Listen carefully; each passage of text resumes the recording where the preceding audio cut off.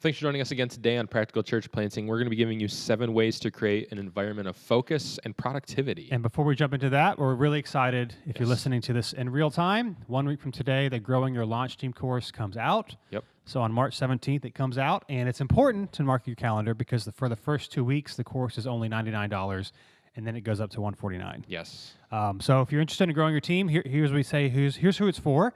Those who are pre-enrolled are going through it right now. We've heard some positive things. It's for people who are trying to plant a church 2 years or less from planting or from launching, and you're frustrated and you're trying your best and things aren't going exactly how you had hoped. Mm-hmm. So we give you a practical plan of what you can do to plant a church and to grow your team. If everything's going great and the fundraising is great and people are joining your team, don't spend your money on it. Yeah. But if you're like, man, I just need some practical tips to tell me what to do, then the course is for you. We're really excited about it. Yeah, and one thing I'll add is a lot of times with online courses, I get kind of nervous before buying them that they're going to be generic information. Yes. Especially for something like growing a launch team. Like we talked about before, it could be things just like build relationships and kind of generic info. But I will say, and I don't mind saying this because don't put most of it together, but that it's very practical and it's something that whatever phase in the launch process you can take something away from it. Yep. So practicalplanting.com/launch. Yep. Get in on it. We'll just what do you actually do? Just like this podcast, not just generic ideas, but making a plan. We're excited about it. So you'll want to get on that on March 17th before the price goes up. Yes. Now, what do we say? 7 ways to create an environment of focus and productivity. Mm-hmm. This is something that's near and dear to my heart. Yes. And so we want to talk about this more, especially in ministry circles where there's a lot of random things going on, and it can feel like you're always working. And so we want to mitigate that a little bit and try to create a systems and structures to help us focus and get things done. Yep. So the first one is something that, take a little bit of time to do. Yep. But this is about as practical as you can get, though. It is, and it will help frame all of this. Yep. And that is to read the book Deep Work by Cal Newport. Deep Work by Cal Newport. I don't know. It came out 4 or 5 years ago. Mm-hmm. He writes a lot about focus and productivity. He's written a good number of books. And in fact, actually this month in March, he's coming out with a book that I'm excited about, A World Without Email. And so I didn't hear about that one. Yeah, it's coming out. I think when this episode airs, it's out. And so it's all about productivity and focus. The thing I like about that book, and I think we've mentioned it in previous podcasts, is we're knowledge workers. We work with our minds, and then you look at people that work with their hands, and they seem to get a lot done. And it's like, well, it's because what they're doing is tangible. So it's easy for them at the end of the day to be like, look at what I've accomplished. And for us, it's not so much that way. And so Practical Church Planting, gives you practical tips on what you can do to structure your work and your life in such a way that you can actually focus and be productive. I read this book a couple years ago. It was really helpful. And then, COVID hit, and I was just like, the things are crazy, got out of habits. And so I reread it, end of last year again.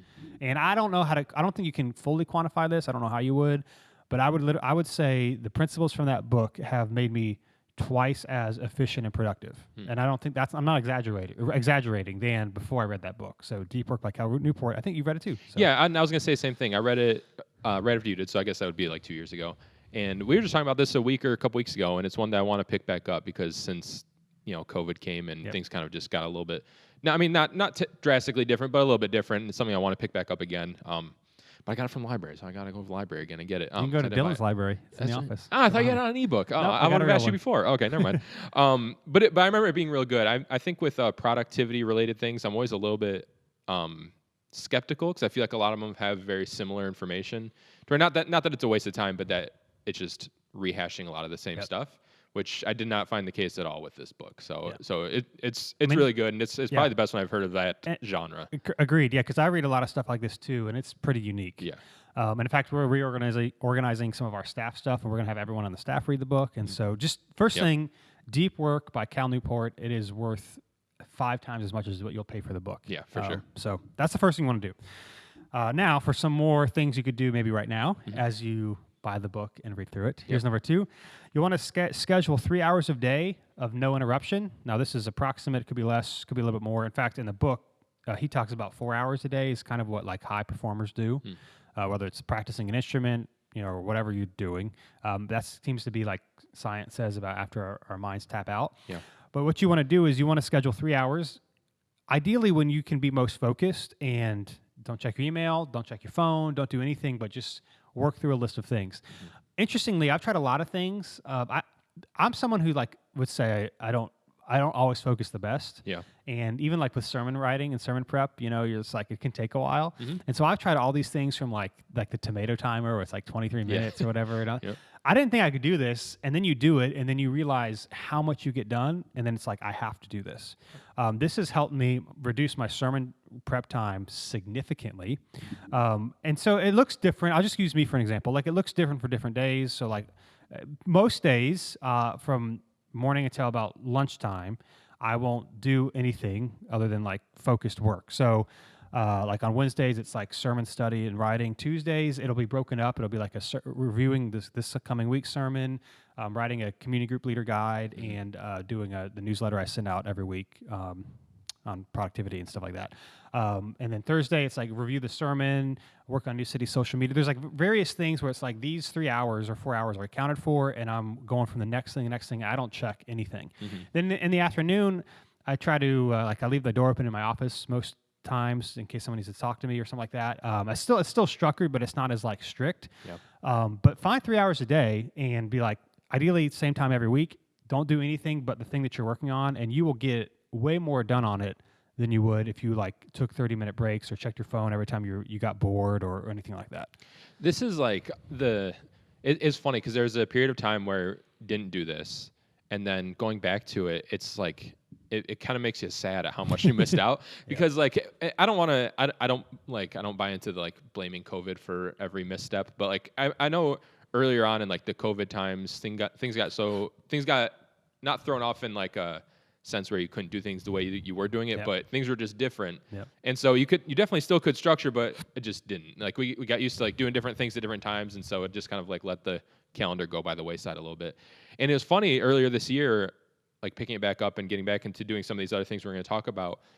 I like get halfway through the day, I'm like, man, I feel like I did as much as today as I did like in a week before. And I did. I mean, maybe I did. I don't know, but like when you actually get structured and like schedule time to not do anything else, just the things that you're working on, it's like anyone can get a ton done. Yeah, and you can. It's crazy when you realize how much you missed out on getting done before doing it. I mean, we check our phones so often. Yeah. We do, and as he talks about in the book Deep Work, there's I forget what the term is, like the residual effect of like switching your mind from tasks. It can take like 10 to 15 minutes to refocus. Yeah. So even a quick phone call, like glancing at a text, glancing at an email, even if you're not dealing with it, like you see it, your mind thinks about it, like it takes your focus away from what you're doing. And so constant interruptions, even if they're small ones, significantly reduce your ability to focus, which reduces your productivity.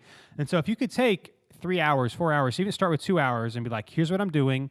It's going to be one task or it's going to be two tasks or whatever. Ideally, if they're somewhat related, that's helpful. Mm-hmm. But I'm not going to do anything but work on this stuff, this time block, knowing that you're going to be done with it by a certain amount of time. Like I'll give you maybe an unspiritual tip about how I do my sermon writing. We've talked about it various episodes, so we're pretty ahead. But on Wednesday morning is when I do my sermon study and prep, and I have from 8:30 to 12. That's all the time I give myself. Mm-hmm. Now there are occasions, but it's very rare where after I eat lunch, I'll continue to like work on it. But like that's it. And then of course, week of, we review the sermon. I go over it with the staff and that sort of thing. But like in terms of in-depth study, 3.5 hours. That's like all I give myself. Really? But it makes me focus because people can be like, I take like 10 hours to read and to study. And I'm not saying that's bad. And I'm not saying what I'm doing is right. I'm just saying I've got 3.5 hours and that's all I'm giving myself. Mm-hmm. Like I don't do anything. I don't listen to anything. My phone's on Do Not Disturb. The only person that can call me will be my wife. Like I will not know if there's an emergency unless somebody like comes knocking on my door. Yeah. But that's just one example of like, I've given myself my time. This is when I'm going to do it. This is the only time I'm going to do it. And you're extremely focused on it. And I have gotten to the point now where it very rarely takes me 3.5 hours. Really? Because it's just like, and a part of it's, when you preach every week and that's part of it too. Mm-hmm. Like if I was new to preaching and new to this deep work stuff, that certainly would not happen. But it's just like you get into a rhythm of focus and you get a lot more done. Yeah. Yeah, so, for sure. 3 hours a day might sound crazy, but like do nothing. Just say, here's what I'm focusing on. You will get it done, and you'll find yourself getting it done quicker than even that time slot if you try it out. So, Number 3, that kind of goes with that, and just in general, is that you want to schedule your day ahead of time. there's different ways to do this. They call it like a block calendar or like a modified block calendar. So for me, there's like certain things on my calendar every week that are always there, and I'll add things, as things come up. And then the day before, like when I'm ending my workday, I'll fill in any open slots in my calendar for the next day. It's okay if things move a little bit, but it's like I always know what I'm doing, which you're more focused and you're more productive because like I have an hour to do this and this is all I'm doing. Yeah. You can even schedule in like when you're going to check email or social media. Like don't just check it randomly. It has to be a part of your thing. So not only is that helpful because it's like it helps you focus on the tasks that you're supposed to do when you're supposed to do them, but we all know what it's like to have a task list and then have time to work on your task list, and you're not sure what you want to work on. Yeah. You're like, I don't really want to do this one. I guess I'll do this one. You go back and forth. When you schedule your day ahead of time, there's no guesswork. It's like, I'm doing this, and here's what I'm doing. Yeah. And this, I think, is the biggest reason people procrastinate is because they're not sure what to do. Cal Newport, this is like an advertisement for him, but it's just really helpful. He has a podcast now called Deep Work where he answers people's questions. Oh, I didn't know that. Yeah, it's pretty good. Started about a year ago. Oh, subscribe. And yeah, you can subscribe to it. And he talks about, this idea of like focusing and not doing things back and forth. He talks about how like procrastination, the problem that we have is like we set goals, but then our mind doesn't think that it really matters. And if our mind doesn't think that it matters, we don't have the motivation to do it. And so if you set like goals in your schedule, you say, I'm going to do this thing, I'm going to work on this thing, well, then it tells your mind this is important, as opposed to just having a random list of tasks. And it's like, well, I could do this one next week. Yeah. And so trying to motivate yourself to do it is hard because it's like not due.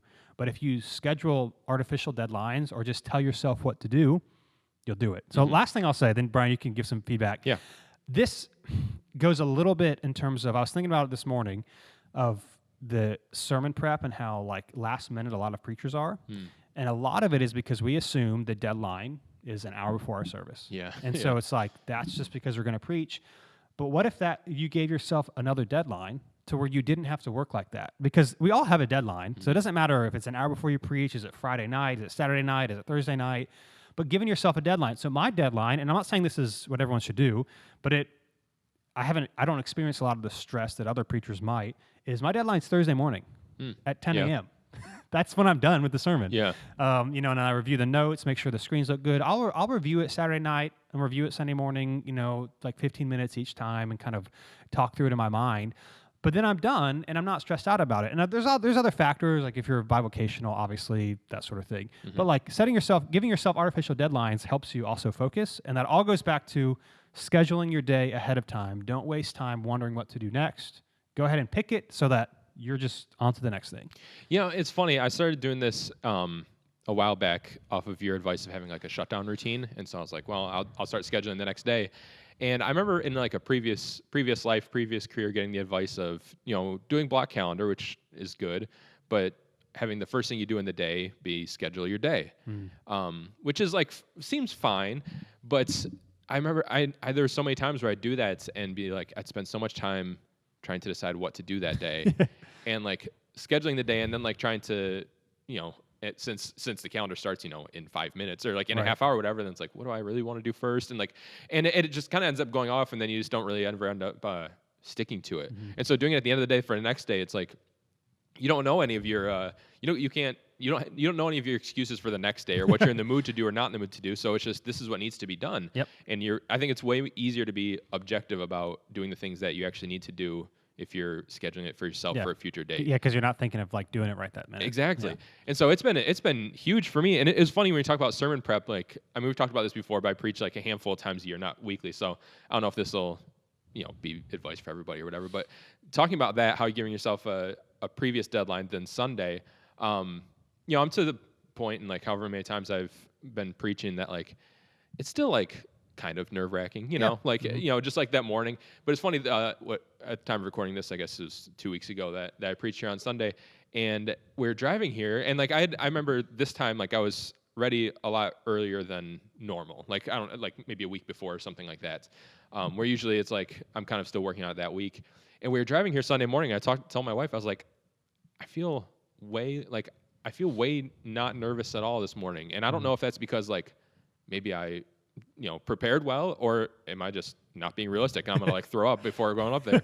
But it was like it was fine. And I think that had a lot to do with it, that there wasn't I didn't give myself too much time to prepare. In other words, like I normally know, however many, a handful of weeks. It's like there's plenty of time. But when you have a lot of time, it's easy to take a lot of time to prepare, and then you're like kind of giving yourself concessions and then like making last minute decisions and things like that. Where if you just know whatever the week before, 2 weeks before, whatever your schedule is, this is the date it's going to be done, and then the only work on it, at least for me, past that was just reviewing. Yep. Then it made it way easier to internalize and to be confident what I was speaking on and stuff like that. So. Yeah, and part of it too is we only have so much, I don't know all the psychological terms for it, like mental energy in a day, and as you make decisions, it goes down. And so scheduling your day ahead of time for the next day, you don't have to spend that energy in the morning trying to figure out what to do. Yeah. This is also as a side note, like I have a routine that I do every night, and it includes like picking my clothes out for the next day, setting out whatever I'm going to make for breakfast, making my lunch, and so in the morning I'm not thinking of anything. I'm just like doing the morning thing, and then I leave. Just try to preserve some of that energy. And so scheduling your day, all that to say, ahead of time is really helpful. And you might not believe this because I think in ministry we're just told we have to be busy all the time. If you schedule your day ahead of time, you will be looking at your calendar wondering what to schedule. Yeah. There will be times just like, especially if you do this for a while, and then you really learn how long it takes you to do things, and it doesn't take you to do things nearly as long as you think. So again, hopefully this isn't a rant. Hopefully this is helpful. I'll give you another practical example. We do a sermon-based community groups. And so when I preach most weeks, and so I write the community group leader guide every week. I give myself 30 minutes to write it. They're decent. In the past, it probably would take me over an hour because I would be like writing it, and then I'd be like, I don't know what to do here, so I'd like look at Twitter real quick, whatever. I give myself 30 minutes, and that's all it takes. Sometimes even less than that, and I'm done. Which we're going through Exodus. That's not easy, especially when we're doing like multiple chapters. Right.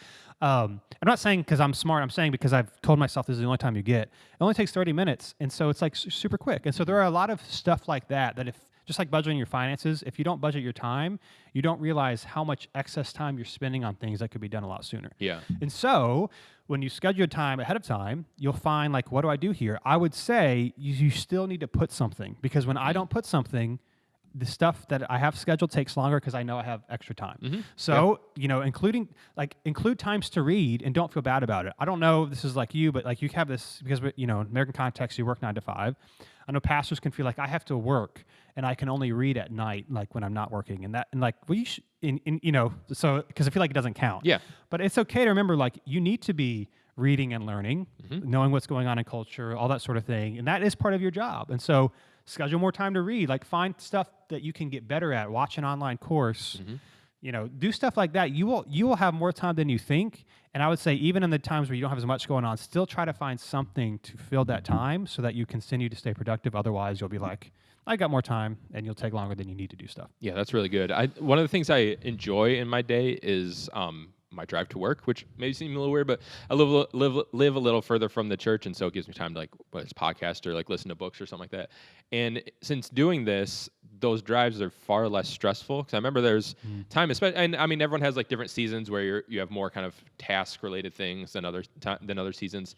But in times where it seemed like there was more kind of on my plate, I remember driving and just being like the whole time thinking, what am I going to do first, or what do I got to tackle first, and just being stressed about like feeling like there's a large number of things on my plate, when even if the things on my plate is no less, if I have it scheduled, then honestly when I get to work, the thing on my plate is one thing. Like I just got to focus on one thing and not worry about all these other moving parts. And so it makes the whole day a lot less stressful. So try it out. Schedule your day ahead of time. Number 4 is you want to turn off notifications on your phone. And by turn them off, we mean you don't have to do this, but if you want to increase productivity, like turn them all off. Or turn your phone off. I mean, there you go. Like it's one of the things, like part of us feels like we can't because if there's an emergency, and then what happens is let's be honest. How often is there a drastic emergency in your life? I mean, it's 0.001% of the time. I mean, it is so rare. And so what we do is we schedule our time around 0.001%, and then everything is just, whatever. And so, like for me, if I'm doing some, the steep work stuff, I mean, if it's like a super emergency, Christina will call me. Yeah, I mean that's the thing. You can still get phone calls. Yeah, and well, it's like for me, I don't get any. But if I like have it set up where I don't get any phone calls, but her, like I won't know. And it's like I've never missed something terrible. And every once in a while, I do check my phone if I have to look up a text or whatever. Like I'll see it, so it's like all that to say, don't just like that's a thing, but don't schedule your life around it. So. So for a notification on your phone, here's what I do. You don't have to do it, but I don't have any notifications on my phone. The only notifications I have is if a phone call or a text. But with a text, it won't even vibrate or anything. I have to open up my phone to see that I have a text message notification. Like it won't show on my home screen. My phone won't vibrate. Like I just have to be on my phone to see it. Yeah. And it's fine. There have been times where people have wanted to text me and they didn't get a response in time, but it's okay. Yeah. And like staff knows, you know, if I don't, you know, you happened to text me this morning because we had a plumber coming to the church and I was just on my phone looking up something. If not, I would not have seen your text. And but it would have been fine because if it was a big deal, if I didn't respond to you, you would have called me. So just like, I mean, we take, you know, part of this is for me, you know, I recommend not putting email on your phone. So that's a big thing. It's going to be okay if you schedule any time to do it. But just like turn off notifications. We see them all the time. Like if you see a notification, you have to check it. So social media or whatever apps you have, you know, it's just there's a lot vying for your attention that you don't have to give it unless you. But if you schedule a time when you're going to look at it, you know it's going to be seen. So I would just say turn off all the notifications that you don't need, which is pretty much like all of them except maybe text and email. Yeah, sorry, text and phone call. Text and phone. Yeah, I mean this goes so far beyond focus and productivity, but just like health in general. Like I mean, there's so many studies that have shown that you know the reaction that your body has to a notification on your phone, or you feel vibrate, or you hear it, and like none of them are important. I mean, honestly, like I mean, outside of phone calls and text. Like for the vast majority of us listening, like in this career field and things like that, emails can wait, social media notifications can wait. You know, like all these things, we're all going to check them at some point anyways. It's not like you're going to go days and days without like checking your email just because that's who we are as people. And so if it's a few minutes later, it's okay. And it's not just okay. It's like it's healthier for you. And you'll give more attention to your family and the things around. Like there's no shortage of good that it can do for you. Yeah, we feel bad because we don't want people to feel like we're not responding to them. And I don't know if it was in Deep Work or another book or maybe just this podcast, he was talking about how, you know, he's done this exercise with businesses that feel like they have to respond to their clients 24/7 and so they can't ever get work done. Yeah. And so he's done these experiments where like certain people could still respond, but then other people couldn't. They could only respond at designated time. And what they found, which is not really surprising if you think about it, is the clients did not care. Yeah. What they wanted to know is that if they reach out, they will be followed up with. It doesn't have to be that minute, but they have to be followed up with. And so for you, as long as you have a system of following up with people, they're not going to care. Yeah. So this is part of the reason that I don't feel bad about not checking my email or text and responding to people right away. Because if you email me or you text me, you will be followed up with within a few hours, you know, unless it's like at the night or the week or whatever. You will be followed up with, and I know you're going to be followed up with. And I think people also know they reach out to me, they will be followed up with. And so there's not this expectation that you have to respond right away. And so turn off your notifications on your phone, but make sure you stay on top of your stuff. And we've talked about emails and stuff in other episodes. But if you want to focus, again, even if it vibrates or you see that ding and you're like trying to do like 3 hours of focus, even if you don't look at it, you're thinking about like, what is that? Should I check it? Like it's already kind of skewing your mental focus at the moment. So it's impossible not to look. Like it just is. If you hear it or feel it, like it's impossible not to look or to, like you said, not let it distract and wonder what's going on. And then 10 minutes later, you'll look because you can't handle the wondering, you know? Yeah. So turn off on your notification on your phone. It will do more than you probably realize it will. Yeah. Number 5, invest in your workspace. So this is something I started doing a couple months ago. I was telling you about it last week. Yeah, you're going to have to like tweet out a picture once it's done or something. Spending big money. Now, some of you a couple months ago or a couple weeks ago in the Practical Church Planning Facebook group, I like asked like some of you like show us your desk, and so there are a couple of you that are like, this is old news to you. Yeah, put all of us to shame. Yeah, you have like amazing setups and all sorts of things. But all that to say, you know, we spend so much time at our workspace and we feel like we shouldn't spend money on those things. But if you're gonna you should spend money on the stuff that you use a lot. Yeah. And so like it'll be basic to some of you, but I'll just share my journey. It's how it's helped. Like a year and a half ago, someone gave me a second monitor, which was free, but monitors are cheap. And I was like, now I can't live without. Yeah. Oh yeah, totally. Like there's times where I'm at my house and I'm like, because I got to do something and I don't have a second monitor. Yeah. I'm just like, this is the worst. Or I like intentionally not do it. I'll just wait till I get to the church. Yeah. Like I can't imagine doing summer prep without 2 monitors. Oh, yeah. This is totally first world, whatever. But anyway, I bought a standing desk back in October, which was not a cheap one. Autonomous is the brand that I got, and it's one of those that you can set presets, so you don't have to like crank it or whatever. And I know they're more expensive, but I was like, I'm not. And I've talked to other people that have standing desks. I was like, I'm not gonna want to crank this thing. Yeah. So I'm just never gonna use it. Yeah. Yeah. And now that it has levels, there's 3 different levels that I set it to. Like I use all of them because all I gotta do is press a button. What's the third level between sit and stand? I have one that's even higher that stands. So if I'm writing, so like the desk goes like even higher, like if I'm doing sermon notes or writing a letter, or whatever. So it's like a small thing, but it makes it more comfortable. That's cool. You know. So I got again an anti-fatigue mat to stand longer. Recently got a mechanical keyboard. Yep. You know, which I love. I was telling you, I love the clicking noises, and it's like a more enjoyable to type. I've only had it for a few weeks, so maybe it'll wear off. Yeah. But I still really like it. I recently bought a glass dry erase board, Yeah. and it's like this is fun to write on. And it's you have to do this stuff anyway. You might as well make it somewhat enjoyable.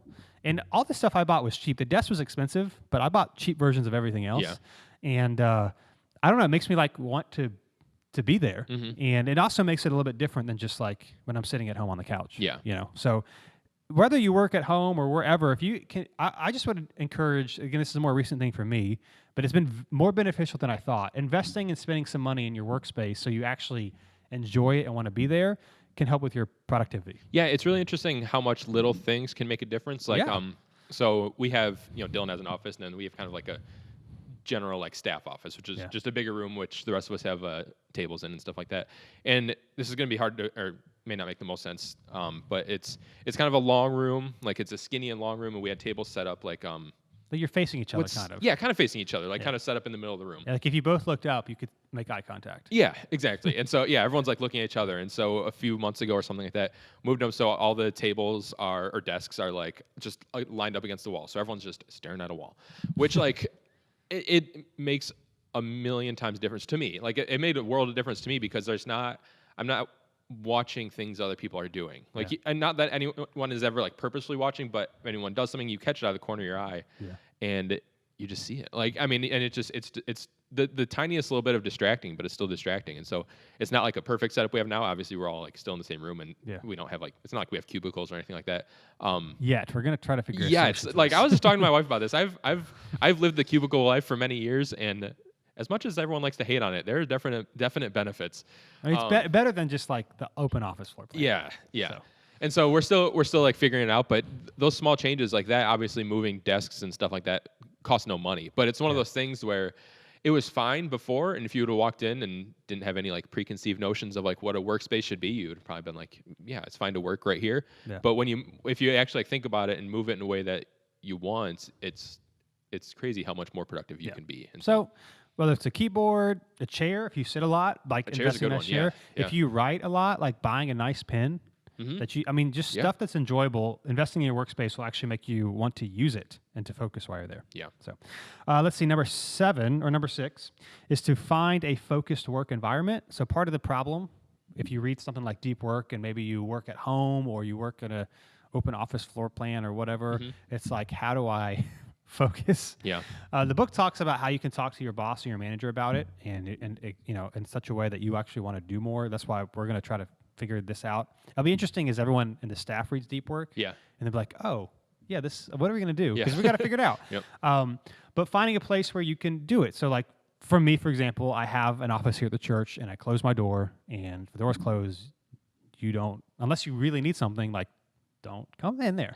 Yeah. And it helps me focus. And so whether it's, sometimes going to a coffee shop, as long as the noise, the talking is like minimal, and because if you start listening to someone's conversation because it's interesting, then you might lose your focus. But just being places where you can focus, and so sometimes that might be going to coffee shop, going somewhere else, like working in a place, especially if you're doing like 3 hours of how can I get somewhere where no one's going to interrupt me.